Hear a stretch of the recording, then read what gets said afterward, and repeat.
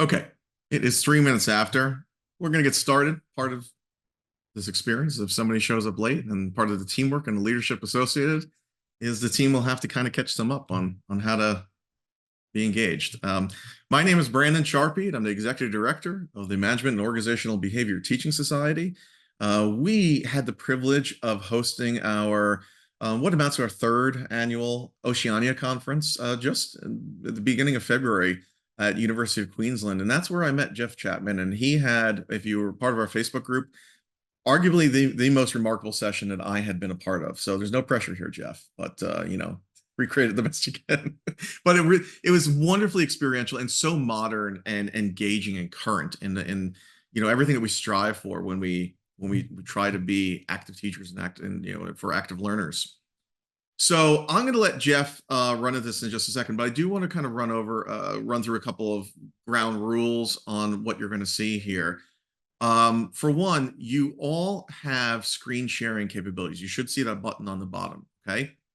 That is in case when you move into your team rooms, your breakout rooms, which are preset, that somebody, if they want to, can take the lead and share the screen. And Jeff is going to go into how that interaction amongst different teammates in any given room is going to impact one another or could impact one another. So, and then additionally, there is a breakout rooms. There are breakout rooms that you're preset for. Now, those breakout rooms might change a little bit because we are short some of our registrants. So Jeff will probably go over that in real time, perhaps manually, but you do have the ability, even though you're preset into specific teams, you do have the ability to choose your own breakout room once you move into another breakout room.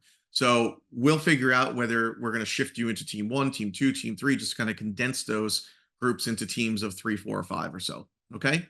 So at this time, I want to hand it over to Jeff so he can start the show and take you through what to expect in this event. Awesome. Thanks so much, Brandon. And yeah, just before I get underway, I'll just my acknowledgement of the traditional custodians of the land we work and learn, which for me down here in Sydney is the Gadigal people of the Eora Nation. Respects to the elders past, present, and future. Thank you all for being here today. I'm always really excited when I get to show off my escape room activities, so it's really great to have everyone here. With me as well is my colleague Steffi Macht. You can see also down here in beautiful Sydney. Just maybe as a quick gauge for me, how many people here in the room are already quite familiar with what an escape room is? Maybe just a quick thumbs up, hand, something, so I can get a sense. All right, I'm seeing reasonable degree of familiarity, which is great. When I started talking about escape rooms in education about 6 years ago now, it was a very different scene. I'd ask who knew what an escape room was, and I'd get maybe one person in a group of 30. Now they're a little bit more well known, which is awesome. But yeah, I did my first escape room back in 2016, and I became very obsessed, and it wasn't long before I started thinking, how can I bring some of this dynamic into the classroom? Because it's brilliant. You have team dynamics, you have groups working under time pressure, getting into this state of flow, and there's so many opportunities to build in really specific course content. So there's something to do with, I can do something with this.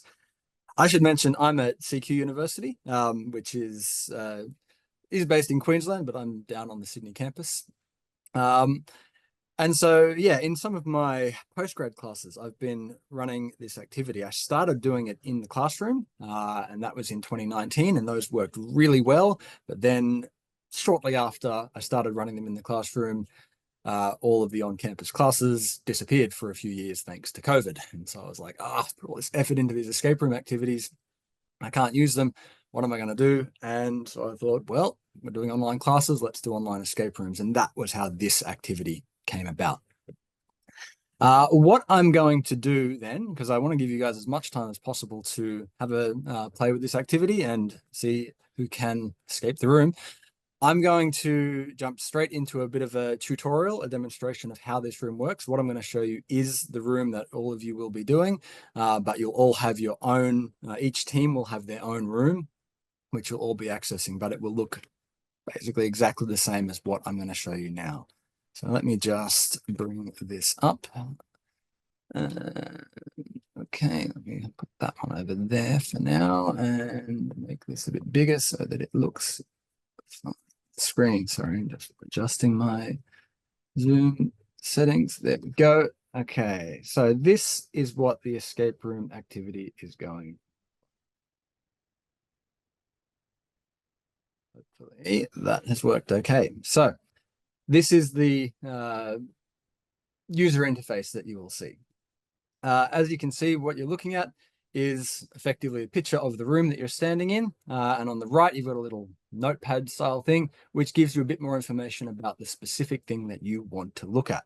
So this is done through Google Sheets. When you click on the link, everyone who clicks on that link will be looking at the same sheet.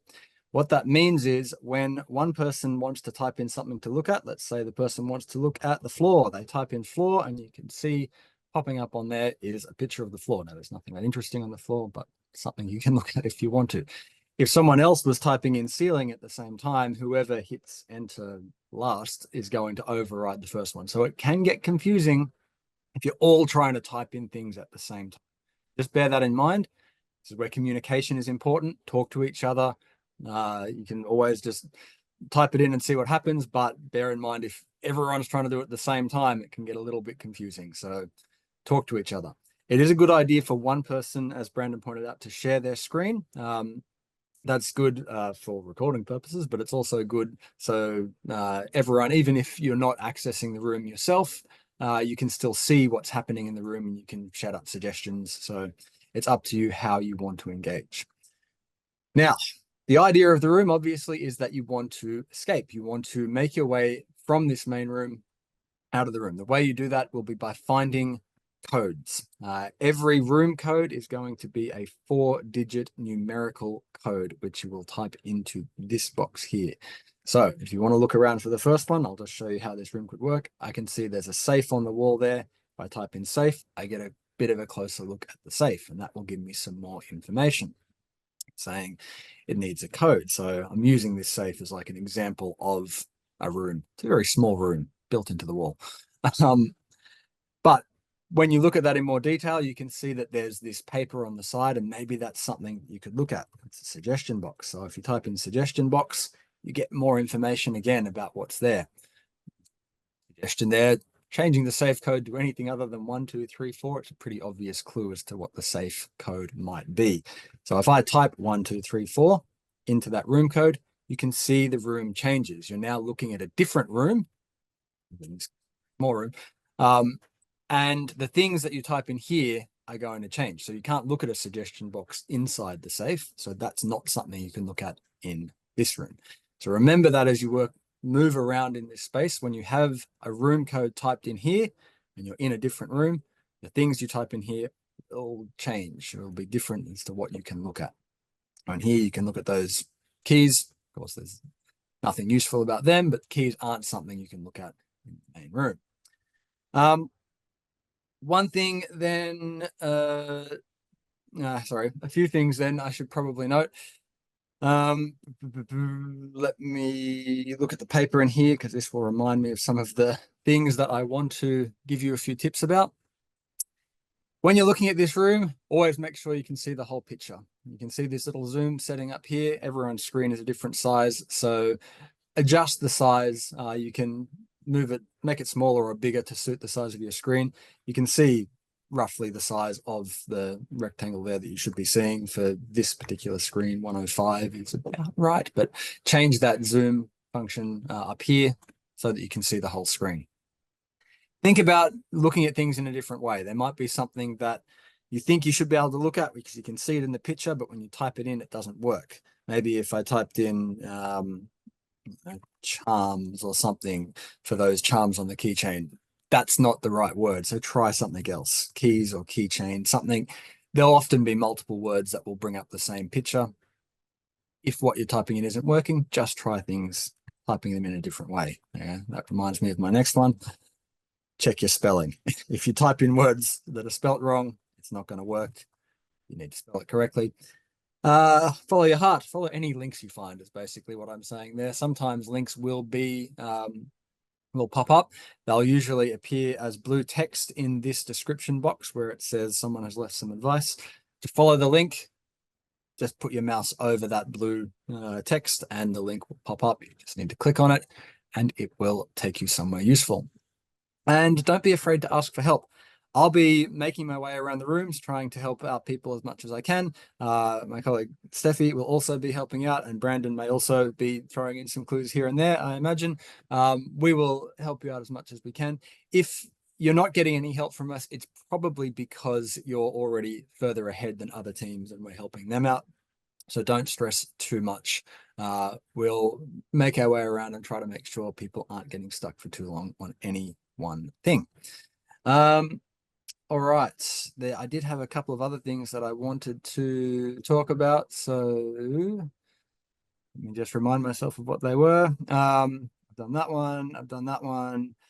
Oh, that's right. Sometimes you will find things in the room which might be useful to see again. Things like clues or codes. It's not a bad idea to take a screenshot or even a photo with your phone, just so you can look at it again quickly if you need to without having to navigate your way through the room. For this room, the theme of it is the United Nations Sustainable Development Goals. If you don't know heaps about that, don't stress. They are all things that are very easily Googleable. So feel free to just jump on. If there's a question that's asking you something that you're not familiar with about the SDGs, jump on and Google the answer, and that should help you out. One thing though, if you are looking up answers on from other places, if you can, try not to copy text from other places and then paste it into this box. If you copy something from a website and paste in the answer here or anywhere, it can muck up some of the formatting. It doesn't usually, but I've noticed that there does seem to be a slight issue when people have copied text from other places. So if you can just type answers in, that will be awesome. And I think that's about it. Unless anyone wants to sing out with some burning questions or confusion or anything you would like some clarity on. Well, think I that's it. just want to say, as everybody's going through this and experiencing this, Jeff said that this is, developed on, regarding UN sustainability and so forth. There are really two learning outcomes as you're going through this. And on one side, you've got that teamwork and that leadership outcome. On the other side is whatever content you want to drive this with. It doesn't have to be sustainability. It could be, Hmm. cross-cultural management. It could be, Mhm. whatever it is. You could be exploring, whatever field of OB or so forth that you would want to. Yep. So it's really a fantastic, kind of dual learning outcome result here. So Hmm. just kind of And explore that's that and be aware of that as you're going through it. Yeah, that's exactly how I developed this version of the room. The original one of this was a strategic management unit, of which the SDGs were just one element. And it took me a couple of hours, and I just reshaped this room to be about the SDGs only because it's a little bit more accessible for people who haven't been doing that specific unit of study. So yeah, it is relatively easy to reshape this to any other discipline. Sorry, the last thing I will say then as well, when you do move into other rooms, if you want to go back into that main room, very easy. You just need to delete out that room code box and you're back in the main room.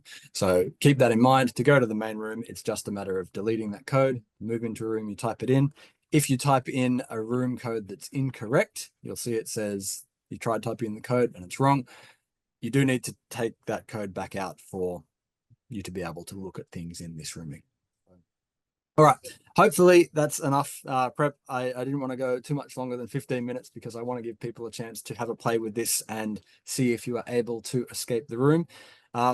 Brandon, I'm thinking, looking at the numbers, it might be best if we go with 5 groups instead of the Okay. ones we had planned.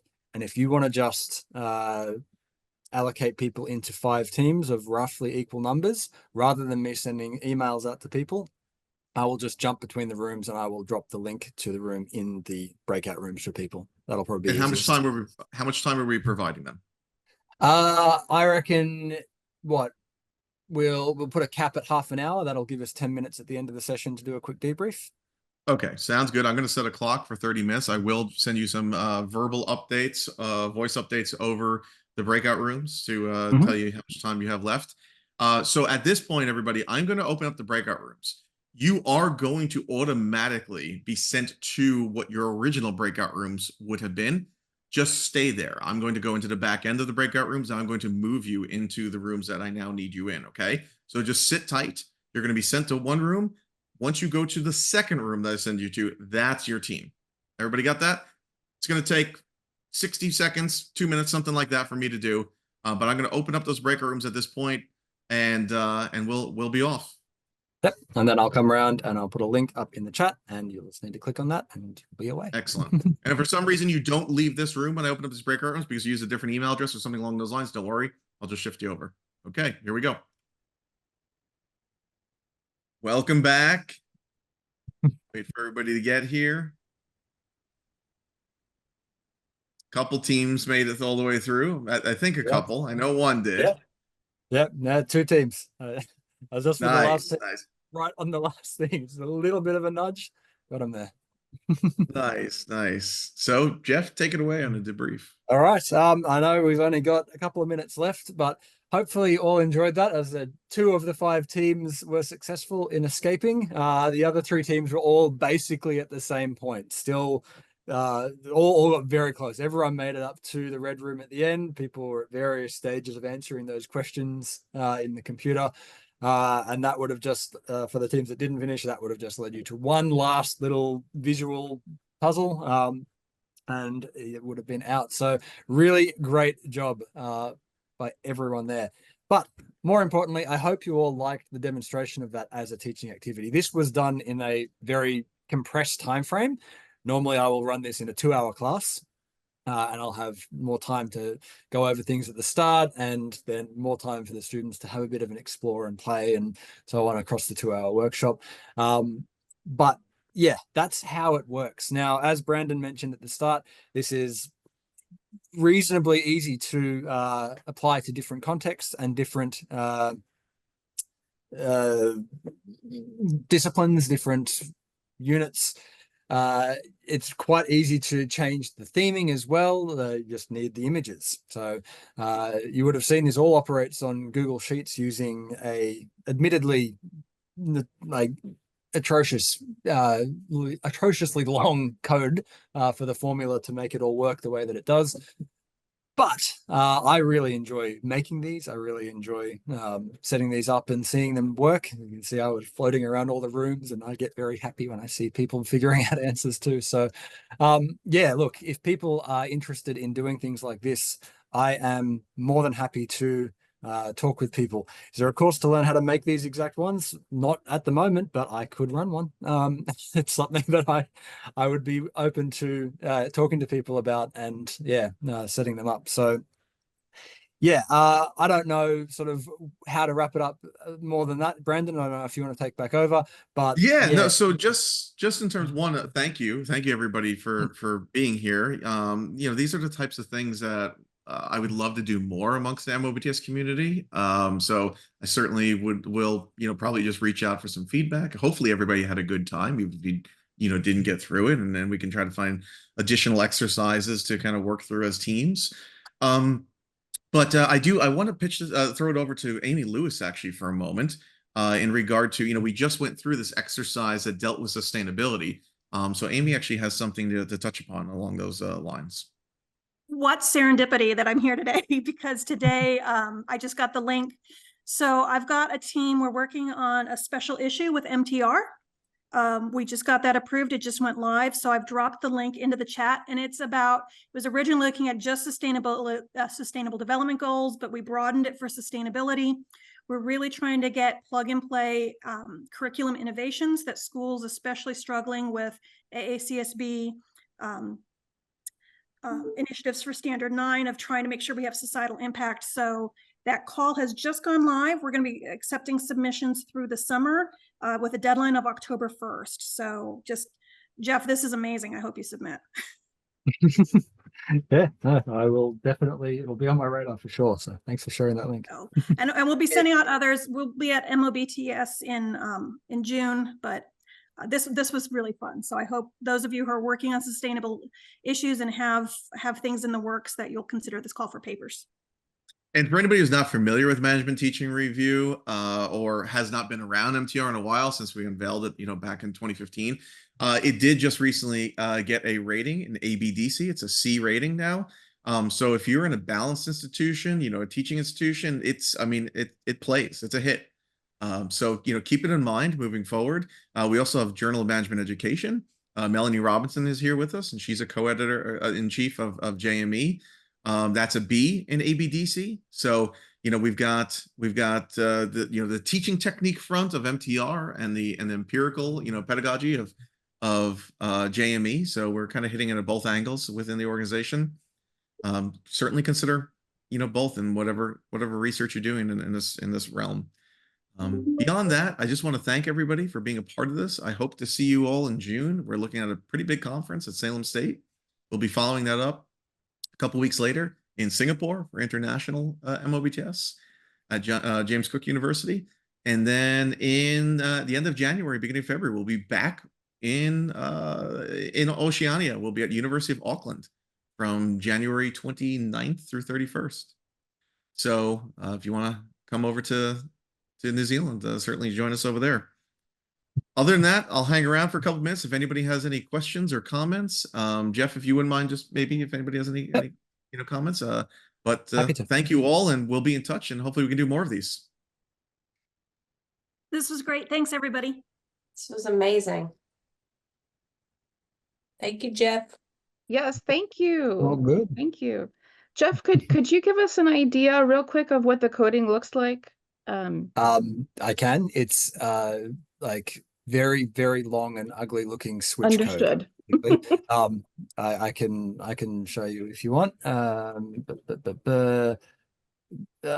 Which one will I look at? Maybe this one. I'm just finding a room that I didn't already have open. Here we go. Can I just quickly jump in with this, because I know I've been part of this, but I haven't been part of the creation of it. So I find it really overwhelming to see all this coding. But I've also participated in other rooms that still do the same thing. They allow you to do the same kind of quizzes and so on, but they're not quite as pretty. So it is possible to do it with a bit less skill, I guess. Okay. So it looks like there's a couple of ways of manipulating. Basically, you need to have the thing that manipulates the image, what image shows, and then another set of code to manipulate the right-hand panel. Yeah, in effect, all of the images and all of the text that changes as you type things in are all set in a different hidden sheet, and the code is just basically saying if they type this, grab that. If they type this, grab that. If they type this, grab that. Okay, Because it's so a nested switch function. Okay. It's basically saying, right, if they type this and this, grab that. If they type this and this, grab that. If they type this, Thank you. If I'm not mistaken, perfectly explains it to me. Yeah, essentially what you've created are database calls. You've got your database in a second sheet that's unseen, and you're making calls to that sheet from what they're utilizing. Yeah, that's probably a better way to explain it. Yeah. Melanie? Jeff, I just wanted to say how impressive this was, that you put it together yourself and created this code.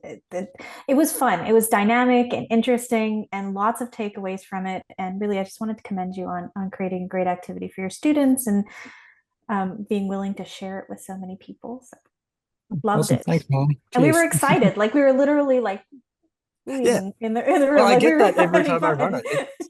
It's just such a great way to build engagement, because when students get into it, it creates this great environment of, we can do it. And without fail, it has like a really good level of engagement from students. So yeah. So after doing this, for you to, I'm sorry, Brandon. No, go ahead.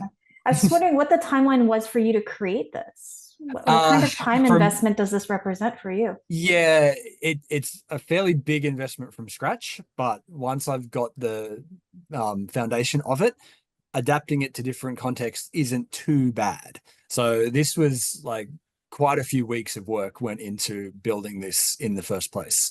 But when I want to adapt it, I can do that in, probably 3 or 4 hours. It's not too bad because all of the coding is there. It's just really a matter of changing some images and some words, and yeah, it's not too bad once it's there. So That's amazing. Congratulations. So after doing this with Jeff, and we actually went and did an escape room together in Queensland, in the Brisbane. My wheels haven't stopped turning, like all the possibilities, right? So let's say you're teaching, a 300 level OB course or something like that, and you get up to the Stanford prison experiment. Imagine building the Stanford prison experiment around this, and how you can integrate things like that. It's just, you don't want to go to the well too many times. It's kind of, you would do it once and that covers a certain thing. But anybody who's been to an MOBTS conference, you walk away, right, invigorated, enriched, because there's this excitement over all these activities you've done. And I tell you, I think if you took something like this and you placed it at a really appropriate, effective spot in your syllabus on whatever week that is that historically they have hit that wall, this is that jolt to get to the finish line. Definitely. I think Carol and Claire both had questions. So. Oh, yeah, you're still on mute. You go first, Carol. So you said it about 2 hours of a class time. Will most student groups get through the escape room in 2 hours, or do you have some that just absolutely won't get through? Yeah, I do my best to try to make sure everyone does get through, and with a longer time frame, it's easier to do that because you can spend a bit longer to sort of help if they are getting stuck in places. So occasionally I will get groups that just for one reason or another switch off. Some of their members just disappear, and it's sort of that can happen, and then people end up on their own in a room, and I'll try to adapt to that where I can, but it's not that common. I've run this maybe 7 or 8 times now, at least, with this one unit, and probably across all of those there's only been maybe 2 or 3 groups that haven't finished in all that time. So it's pretty uncommon for me not to be able to help coach a team, even if they are really struggling with the concept. I can just sort of sit with them in the room and say, well, think about it this way, look at it this way. And yeah, with that extra time, I can pretty much make sure that all the groups will finish that. So okay. Cool. Yeah, Claire. Thanks. Appreciate this so much, and for you running this again. Just wondering, will you now stay in the online space, or how do you think it, anyway, the face-to-face versus the online posts? And also, can you have the same level of engagement if, say, you've got a group of 30 students face-to-face?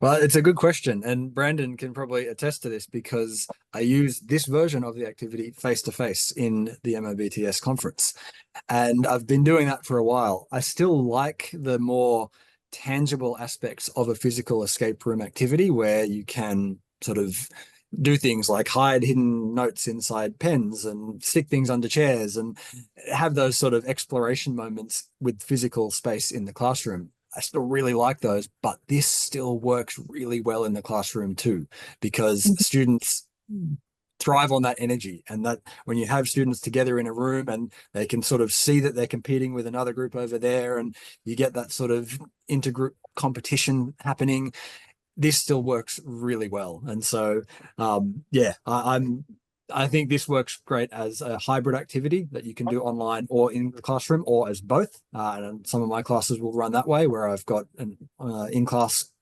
cohort as well as a distance cohort that are zooming in. This is great for that because it's an activity that actually can work in a hybrid form. And I want to jump off that, with that, just to another degree here.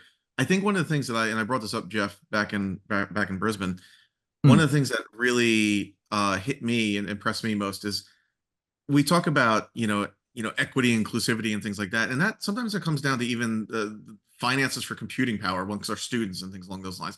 There's no download needed for this. It's running through a spreadsheet that everybody's devices can handle. Lisa is part of the CLC that MOBTS is now under the MOBTS umbrella. and Lisa, you know, we've done games through Steam and things like that. Those do require some level of, you know, of processing power. This does not. This was kind of fair game for all players. And that's a really important aspect, I think, when we're talking about giving everybody a chance and, you know, an equal chance to participate. Absolutely, I totally agree, Brayden, because some of our games, it requires a second device or a second screen. And the second screen is helpful, I think, in an activity like this, but it's not necessary. So it's really great to sort of equalize that. Jeff, I had so much fun. Thank you. Thanks, Lisa. I think Lisa, yeah. I have Lisa, like a question or yeah. comment, I guess. I think for the in-person, I know our escape room created a board game or one of the escape rooms in Chicago, and I bought it just to support them, but I still have never played it because I love the physical. Like I would so much rather go to an escape room. But I was thinking the board game probably, because you know, if you think about, I wrote an article for MTR on Among Us, which is a social dilemma. You should try to figure out who the saboteur is. And with Esther Sackett, she was like the spearhead of that. And I've seen people translate, like change the titles and sort of change the roles to match a particular theme for a class. So I haven't even opened the box, but it seems like it could be possible. It was amazing. Thank you. Thank you. All right. Okay, so why don't we wrap things up again? Jeff, thank you for that. That was, you know, that was fantastic. I think everybody had a great time. I'm glad. And, yeah, so and thank you everybody who participated, and you know, be on the lookout for other items that we might do along these lines, since this, you know, I think the feedback is pretty good on this. And yeah, feel free to get in touch with me with any other questions, or want to talk anymore. I'm always happy to have a chat. Excellent. Have a wonderful day, everybody, or evening, wherever you are, and we'll see you all soon. Thank Thanks, you so everyone. much. Bye. Thanks. Good night, everyone.